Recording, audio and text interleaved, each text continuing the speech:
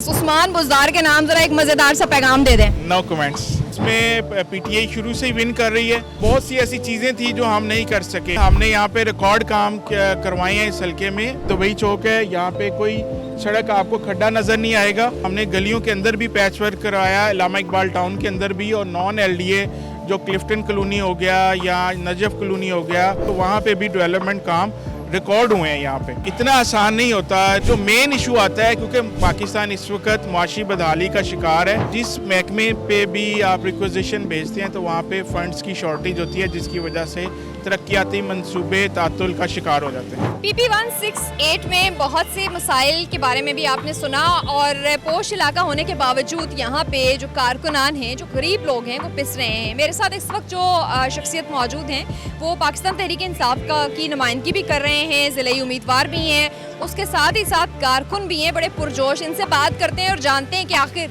इनकी जमात ने हल्के के लिए क्या किया और अब ये किन बेसिस पे कह रहे हैं कि इन्हें वोट मिलने चाहिए। अस्सलाम वालेकुम। वालेकुम अस्सलाम रहमतुल्लाह। ये जो हल्का है ये PP 168 नया पुराना 160, यहाँ से मुंतखब जो MP हैं वो मियाँ महमूद रशीद साहब हैं, जो सीनियर वज़ीर भी रहे हैं, और यहाँ से जो MNA हैं वो शफकत महमूद साहब हैं।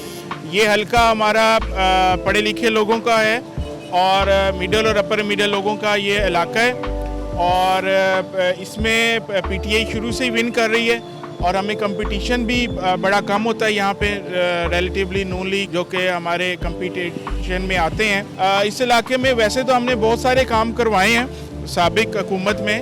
अब तो निगरान सेटअप चल रहा है, और आगे जो है जो भी हुकूमत बनती है, अल्लाह ताला से दुआ है कि पाकिस्तान के लिए बेहतर साबित हो, पाकिस्तान तरक्की करे और एक आम पाकिस्तानी के हालात बेहतर हों। जहाँ तक ये इलामा इकबाल टाउन का ताल्लुक है, मुस्लिम ब्लॉक है, मुस्लिम टाउन है, इचरा है, ये सारे इलाके इस हल्के में आते हैं। बेखेवाल गांव है, शादी खुई है, ये सारे इलाके PP 168 में आते हैं।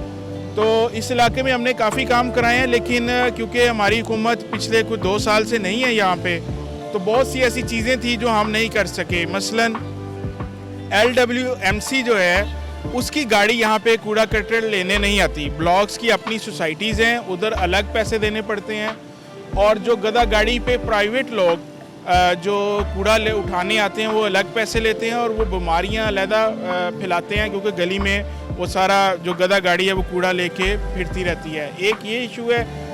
दूसरा इशू मैं समझता हूँ जो बेहतरी आ सकती है, जब अगली हुकूमत आएगी तो उसमें दूसरी बेहतरी ये आ सकती है कि यहाँ पे गवर्नमेंट की डिस्पेंसरीज नहीं है इस हल्के में, वो होनी चाहिए ताकि गरीब आवाम को इलाज जो है वो फ्री हो सके। तीसरा, यहाँ पे हल्के में जो म्यूनसिपल कमेटी के स्कूल हैं या जो गवर्नमेंट स्कूल हैं, उनके अंदर साफ़ पानी के जो फ़िल्टर उस तरह काम नहीं कर रहे, और बिजली के और पंखे की तो जो बुनियादी सहूलियात हैं जो कि सरकारी स्कूल में बच्चे और बच्चियां पढ़ते हैं वो यहाँ पे सरकारी स्कूल में नहीं है। उनको बेहतर होना चाहिए, उनके फ़ंड बेहतर मिलने चाहिए।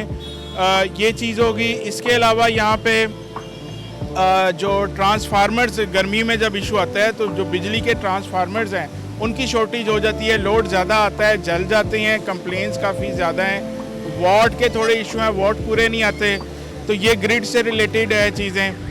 तो ये हल्के फुल्के से मसाइल हैं, बाकी कहीं ना कहीं ये हल्के फुल्के से मसाइल आपको बड़े अच्छे से पता हैं, ये अच्छी बात है। लेकिन आपकी हुकूमत रही 3.5 साल, पौने 4 साल, उस दौरान महमूद रशीद साहब को या अपने किसी बड़े को ये मसाइल गिनवाए थे?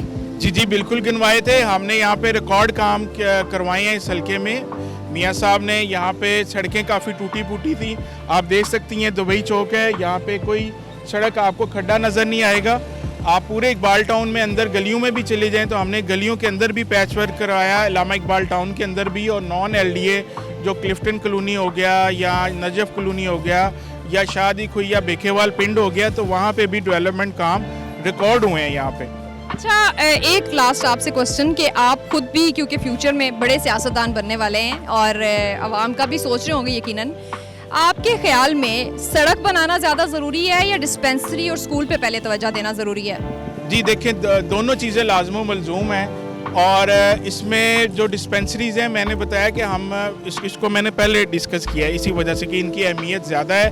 क्योंकि जो प्राइवेट क्लिनिक्स हैं आप देखें, ये मेन बुलेवार्ड पे सब बहुतात है प्राइवेट हॉस्पिटल्स की, जो कि बहुत महंगे हैं, और एक आम जो एक औस्त पाकिस्तानी है उसके वसाइल से बाहर है इलाज करवाना, तो जो डिस्पेंसरी है गवर्नमेंट की उसका होना चाहिए बिल्कुल। के दौर में क्यों नहीं बनी? हमने काफ़ी कोशिश की लेकिन फंड्स के भी इश्यूज थे और बाकी चीज़ें भी थी, और जो बेहतरी की गुंजाइश हमेशा रहती है, प्लस हमें काम भी पूरी तरह नहीं करने दिया गया। तो 2-2.5 साल से तो हम बाहर हैं हुकूमत से। ये क्या बात हुई, काम नहीं करने दिया गया? डिस्पेंसरी बनाने के लिए डॉक्टर यास्मीन राशिद ने फंड रोक लिए थे, उस्मान बुज़दार साहब ने रोक लिए थे, किसने रोक लिए थे?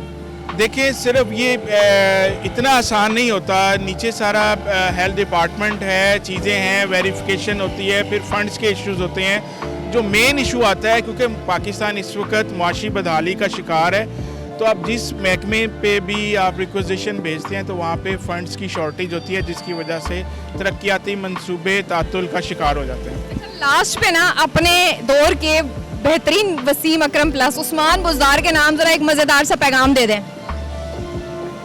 No comments. ये स्माइल ही चलेगी उनको कम। No comments.